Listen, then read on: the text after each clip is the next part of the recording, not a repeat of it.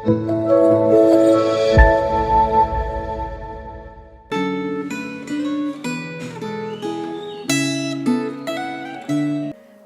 saudara-saudara yang terkasih dalam Kristus. Dengan penuh syukur dan sukacita saya mengucapkan selamat tahun baru 2024. Mari kita melangkah di tahun baru ini dengan sebuah keyakinan iman bahwa Kristus Sang Immanuel itu akan memimpin, menyertai dan memberkati kita umat gembalaannya. Hari ini kita akan melanjutkan perenungan refleksi Gema dalam surat Roma pasal yang keempat dengan sebuah tema, perbuatan baik tidak menyelamatkan. Mari terlebih dulu kita berdoa. Bapa kami di surga, kami bersyukur atas anugerah-Mu yang limpah. Kami boleh masuk tahun baru 2024 ini. Kami mohon pimpinan, penyertaan dan berkat Tuhan di dalam sepanjang kami menapai hari-hari kami di tahun baru ini. Saat ini kami akan membaca dan merenungkan sabda-Mu ya Allah. Mohon Allah Roh Kudus memimpin dan menerangi kami untuk mengerti kebenaran sabda-Mu dan memampukan kami untuk menghidupinya. Di dalam nama Kristus kami berdoa. Amin. Saya akan membacakan surat Roma pasalnya yang keempat ayat 1 sampai ayat yang ketiga. Demikian firman Tuhan. Jadi apa yang akan kita katakan? Apa yang telah diperoleh Abraham, bapa leluhur jasmani kita?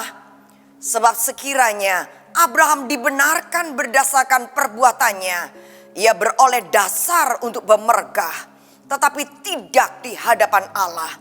Sebab apa yang dikatakan kitab suci? Lalu percayalah Abraham kepada Allah, dan Allah memperhitungkan hal itu kepadanya sebagai kebenaran. Amin.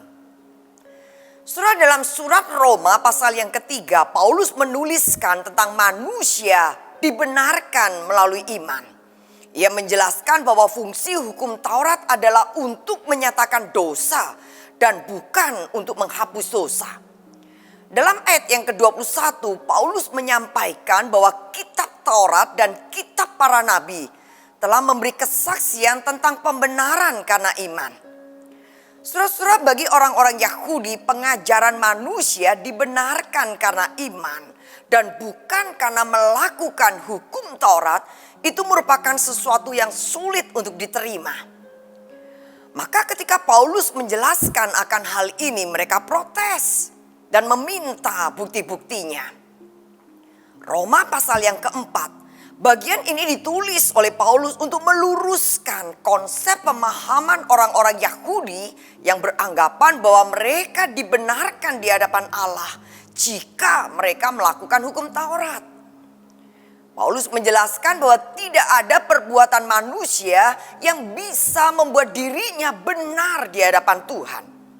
Manusia hanya mungkin menjadi benar di hadapan Allah bila manusia itu dibenarkan oleh Tuhan Allah. Saudara, hal ini jelas sekali mengajarkan kita bahwa kita tidak bisa membenarkan diri kita dengan apa yang ada pada diri kita atau dengan apa yang kita lakukan, melainkan kita dibenarkan hanya oleh Tuhan Allah, yang oleh anugerahnya kita dilayakkan mendapatkan sesuatu yang berharga yang semestinya kita tidak layak untuk menerimanya. Ada dua tokoh penting dalam perjanjian lama yang Paulus munculkan untuk menjelaskan dan membuktikan mengenai konsep pembenaran ini, yaitu Abraham dan Raja Daud. Yang pertama, bagaimana Abraham diselamatkan? Paulus menunjukkan bahwa Abraham dibenarkan karena iman, diselamatkan karena iman, bukan karena perbuatan.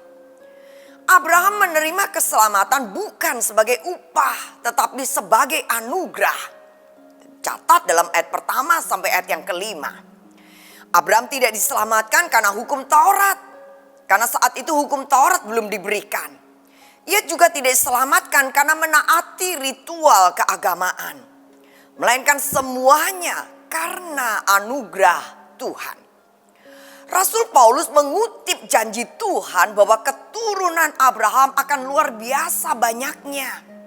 Dan Tuhan akan menjadikan Abraham sebagai bapa segala bangsa. Abraham beriman terhadap janji Tuhan itu. Walaupun hal itu terasa mustahil, mengingat usianya dan usia istrinya sudah terlalu tua untuk melahirkan anak. Namun karena Abraham mempercayai Tuhan dan janjinya, maka Tuhan memperhitungkan hal itu kepadanya sebagai kebenaran. Saudara, Rasul Paulus menceritakan ulang peristiwa dalam kitab Kejadian ini untuk menegaskan bahwa Abraham dibenarkan karena iman. Iman itu diungkapkan sebelum ia disunat dan sebelum ada hukum Taurat. Maka jelas bahwa ia tidak mungkin dibenarkan karena tanda sunat atau karena perbuatan melalui menaati hukum Taurat. Dengan demikian Abraham bisa menjadi leluhur banyak orang dari bangsa-bangsa yang tidak bersunat, dari bangsa-bangsa non-Yahudi yang hidup di luar hukum Taurat, maupun bagi orang-orang Yahudi yang bersunat yang hidup di dalam hukum Taurat. Oleh karena itu setiap orang, saudara-saudara, bisa menjadi keturunan Abraham secara rohani atau masuk dalam keluarga Allah dengan imannya kepada Tuhan. Selanjutnya Paulus juga mengutip perkataan Raja Daud dalam ayat 6 sampai ayat 8. Di mana Daud menyebut berbahagia orang yang dibenarkan Allah bukan berdasarkan perbuatannya. Saudara-saudara, ingatlah bahwa pembenaran hanya bisa diperoleh melalui iman kepada Yesus Kristus. Karena kita dibenarkan bukan karena perbuatan yang kita lakukan. Pembenaran itu merupakan anugerah Allah, merupakan pemberian Allah. Allah tidak memberi kita syarat perbuatan baik, karena kita tidak akan sanggup melakukannya dalam keberdosaan kita. Terutama karena Kristus sudah melakukannya bagi kita. Saudaraku, kita dibenarkan karena iman dalam Yesus Kristus dan bukan karena perbuatan baik kita. Oleh karena itu, marilah kita menjalani kehidupan kita dengan sikap rendah hati, bukan dengan kesombongan. Karena apapun yang kita terima dari Tuhan, itu semata-mata adalah anugerahnya.